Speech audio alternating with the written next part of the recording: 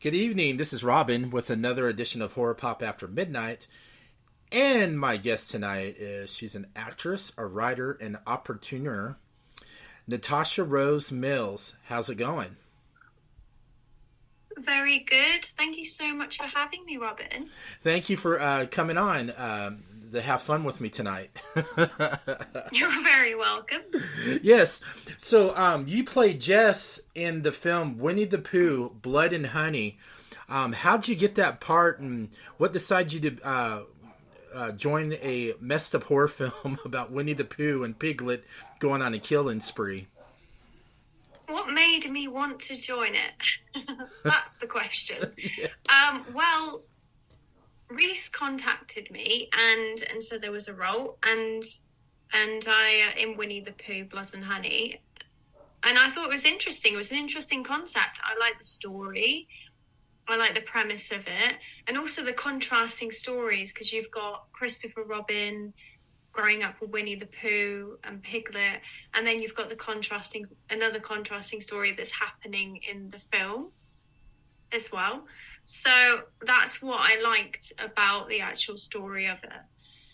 And he told me it was going to be good. So you never know how things are going to turn out. And then when I saw Craig for the first time, and he was dressed up like Winnie the Pooh, and then you had Piglet, which is Christopher, it really brought it to life.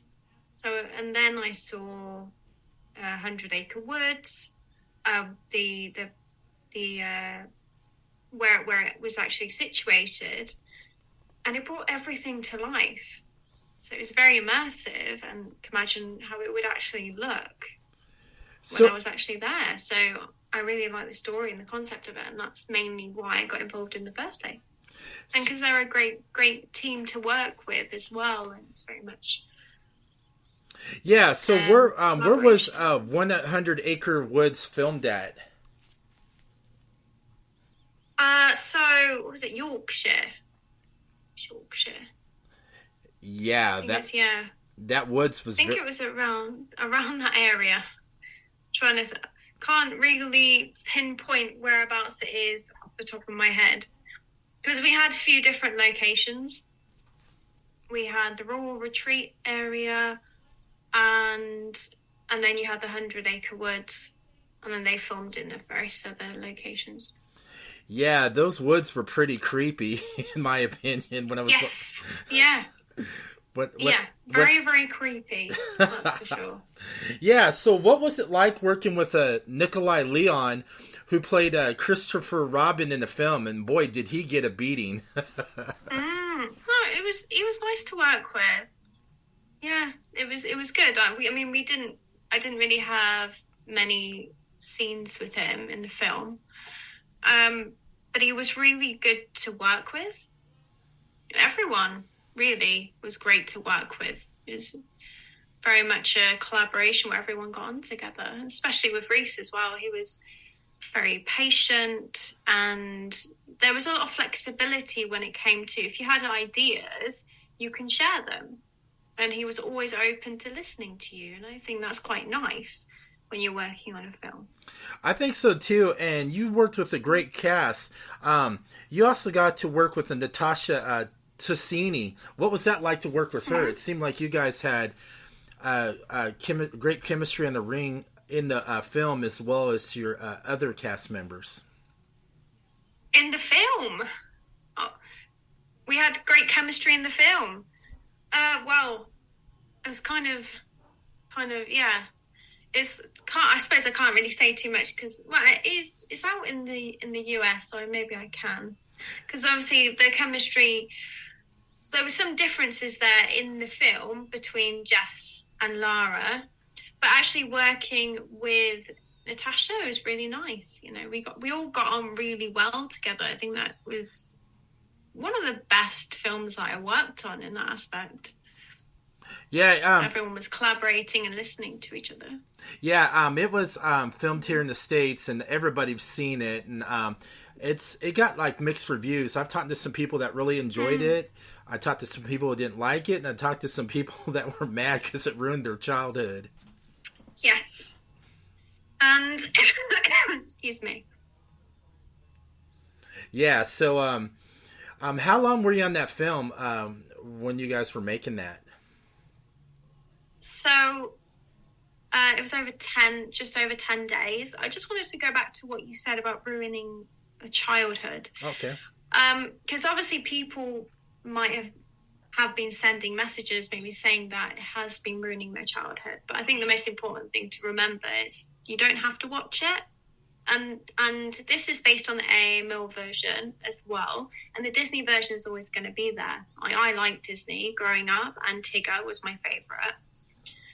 So I think in terms of people's opinions, because it was based on Winnie the Pooh, there's going to be that opinion behind it. It's going to be some contrast between feelings of, obviously, if it's somebody's a horror fan, they're going to have a different opinion to somebody that isn't, I think. Yeah. Yeah, I really enjoyed it. I saw it at the theater when it first came out, and the theater was filled, and everybody was loving it. And there was a scene I was laughing at, and everybody was looking at me weird. Is when Winnie the Pooh kind of had a little bit more feelings of Christopher Robin, and and he started crying honey through his eyes. And I thought that was funny, and amusing, I was like, and everybody was like looking at me, and it's like, what's he laughing at? Is he weird? Why are you laughing? Yeah. And oh my gosh, what happened to you towards the end of the film? That just blew my mind. I mean, I was like, oh my gosh. I mean, your character was like pretty smart in that film, and then what happened to you? That just blew my mind. Yeah, decapitated. Yeah, you got your head chopped off like that. I know. Yeah, it was an experience, I think. And right at the end of the film as well, I felt very disorientated. And I was very sort of immersed in that particular scene. I wasn't really, sometimes when you do scenes like that, you kind of disconnect a little bit. You're still there, but you're disconnected. It's almost like you're connected through what's going on in the scene, but you're connected through the actual character that you're playing. So that's kind of where I was at that point. So how did that scene happen where it showed you getting your head chopped off? How'd you play out that scene? How did it happen? Yeah. Since I'm still here. Yeah, so it was like, obviously, like split in different parts of the scene how it's like put together. So obviously I'm part of that, being taken out of the car and just pulling my hair. And then they do it in like CGI and stuff. Mm-hmm. Like, they kind of like, it's all behind the scenes sort of thing. That's pretty wild. I was wondering how that worked at, and I knew you were having fun. You must have had fun when Pooh was getting ready to take you out. I know you were enjoying that. Have fun when he's about to take me out. Oh my god. Well, no, so that was like quite a emotional scene, and it was very I just completely kind of lost myself in that scene. I don't know if you could kind of tell, maybe, but I haven't seen it myself yet. You haven't seen the film? No. I know, it's bad, isn't it? Yeah, it is. I haven't seen it. You need to go see it so you can see the scene where you get your head. Oh God! Hiding behind a pillow, I will be. I know. Yeah. You'll be eating some popcorn, and then you'll be looking at yourself and going, "All right, oh no, here's Jess." This is weird. Yes. So, is it true that? Go ahead. Mm-hmm. Sorry. Oh no, sorry. Carry on. Yeah. Is there going to be a sequel to this film? Yes, there is. I don't know much about it yet, though. So I can't share anything because I'm not sure. Well, shame on you for not sharing any info on that. I'm curious. I'm not involved in that, so that's Scott and Reese. I'm not, so I can't share any information on that because I don't know.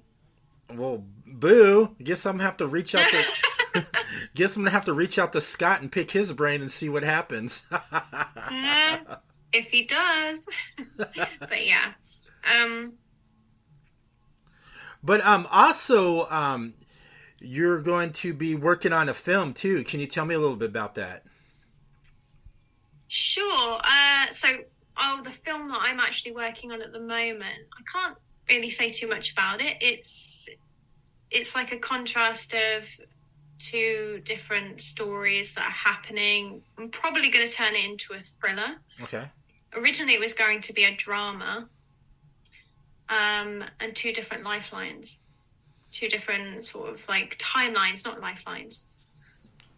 Possibly going in that direction. So I can't really say too much about it because it's like in early kind of stages, and it's kind of loosely based on my own story, kind of building in. Sometimes, writers do that. So I wanted to bring something to life. So it's like story based and including something that's just something a little bit different. I can't really say too much about it because it's early days. So are you going to also direct it too, as well as writing it, or are you going to have a different director? Probably not, no, I'm going to bring a director in. So are you going to be part of the story too? Are you going to be one of the actors, or are you going to be mostly working behind the scenes to see your script? It depends, because it depends if I feel like I'm right for it. I probably will be, but I think it just depends as it starts to evolve and I start to develop it. Then I'll probably see from that. But I think I probably will be acting in it. So is this your first time ever writing a film? Have you did another one, or what decided you to go from acting to writing as well? Well, I've always liked writing stories when I was younger and creating characters, sort of that imaginary world that you can just create. And I think because of that reason, when I was a lot younger, that's all I used to do in my spare time was writing. So one of the films that I wrote was Colorblind, and it was based on the effects of domestic violence. And it's told through the story of a girl going through domestic violence. And you've got the voiceover that tells the story and the stages in which it occurs throughout the film. And it's only a short film. It's like 7 minutes long. Sorry? Oh, go ahead. I'm listening to you. Go ahead. But we had Safe Lives backing the film, which was quite good. So charity. And Jill Halfpenny played the role of the mum in the film. I definitely need to check this short out. It sounds powerful. Yeah, it was very powerful in terms of the scene and the character that I was playing as well. Because it's based on domestic violence and you're a victim in that, it can feel it's a very difficult subject matter, but it's also true to my heart as well, and it's something that I wanted to do in order to raise awareness for other people, and knowing that some of my friends have gone through similar circumstances too. So it's very common. It does happen, and I know it also happens to men as well, and it's just being able to raise awareness and support. So how hard was that, and how much preparation did you have to do to be able to do that part? How much preparation? Oh God, it's some time ago now. So it was shot over a couple of days, and we had a good company helping for the film. and we had basically all the equipment, including the Alexa camera, nice quality equipment. So I think that's also important because it gave the cinematic look for the film, which was nice. And the preparation of it, I think, in terms of the writing of the film and the blocking and finding the location, but then deciding actually we're just going to go with our house and just set it up in a certain way, just to kind of cut the cost down, because indie projects, so you don't make any money from short films, and you kind of have to be aware of like budget and all these things as well. Yeah, it seems pretty. I love watching films like that because you can really like learn from a lot too. And like nowadays, you can't read what people are really thinking, in their minds. I mean, they can put on a happy face, but you don't know what's really going on, and it's just really hard. Yeah, you don't know what's going on behind closed doors, and that's the thing. People often suffer in silence because sometimes it's feeling like there's something wrong with them. There's something wrong with me. And that might be something that they say to themselves because of the coerciveness that's going on. Also, you're a clothing designer, and you're going to have some stuff at Redbubble. Tell me a little bit about your clothing line.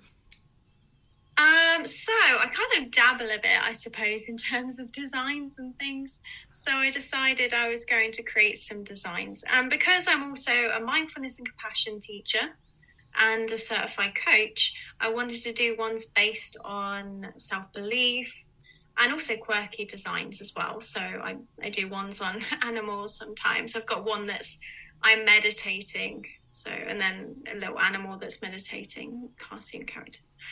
And in the self-belief designs, I do enjoy, and self-compassion. Self-compassion is a big part of what I teach because it's an important way to support yourself. That's pretty cool. I'm gonna have to definitely check out some of your designs. Who knows? Maybe I'll get a T-shirt. Awesome. Well, I'm constantly making them. I pretty much make one once a week, so you can see if it's anything that you like on there. But I do need to sort of make a few more designs. Some of them are more feminine, if I'm honest, because I do make feminine designs. So it's like things like stars and pretty designs. But there are some ones that are unisex, I suppose. That's pretty cool too. So we're making small. So since you do your own graphic design too, so you're like an artist too. So did you take some art classes too? I wouldn't say I'm not a graphic designer. I just sort of dabble with things. I do like writing. It's not hard to do, like fonts and things like that. So, but I just dabble with that, and I enjoy it. It's just something I do in my spare time for fun. Hey, there's nothing wrong with that at all. Everybody should have a thing that they enjoy too, besides your passion of acting. So what are some of the other projects you're going to be in that's coming your way? So nothing is confirmed yet. I have a potential project coming up, but I haven't heard much about it yet, so I don't really know much about what's coming up. So mostly what I'm working right now is my own business, and I'm doing a challenge coming up, which is a 3-day challenge. So what's this 3-day challenge you're coming up with? I know you're going to start yeah, so it's a secret to attracting success. It's a secret to attracting what you want without fear. I like the sound of that. Good for you. I hope everything goes good your way. I mean, that just sounds, pretty interesting. Good for you. So what I do is on day one, I talk about anxiety, overwhelm, and I work through meditations and give people strategies. And then on day 2, rejection, fear of failure, managing negative self-talk, and then on day 3, I help people through getting unstuck and manifesting by connecting to the heart. Good. And a bit on goal setting as well. Good for you, man. These people that come your way are lucky to have you. At least you're doing something to help other people out. I mean, because sometimes it's really hard to, get help. Good for you. Excuse me. Yes. Yeah. I mean, it is hard to find help out there, really. And sometimes it's, can read personal development books, but sometimes it's really important to do that. Reading helps you evolve, and it's always about having a growth mindset. But working with a teacher that helps you to move forward or a coach, let's say. That's pretty good. So where can everybody find you on social media? Like your designs on Redbubble, what you're doing next, and of course you being a coach. Yeah, so my excuse me.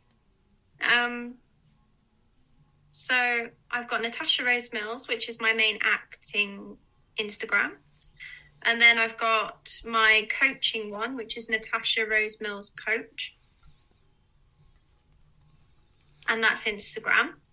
And my other one, which I've only just set up, it's so new, and it's N Rose Mills Designs. Hey, that's pretty good. And if everybody's listening to that, go and check out, her Instagram and, all of her designs and, help, support an indie actress, writer, business opportunity. I think that's pretty great. And I love supporting, filmmakers and actresses and all the good stuff they do to, make people happy. And thank you so much for coming on, Natasha. Thank you so much for having me, Robin. Yes, and everybody have a great evening.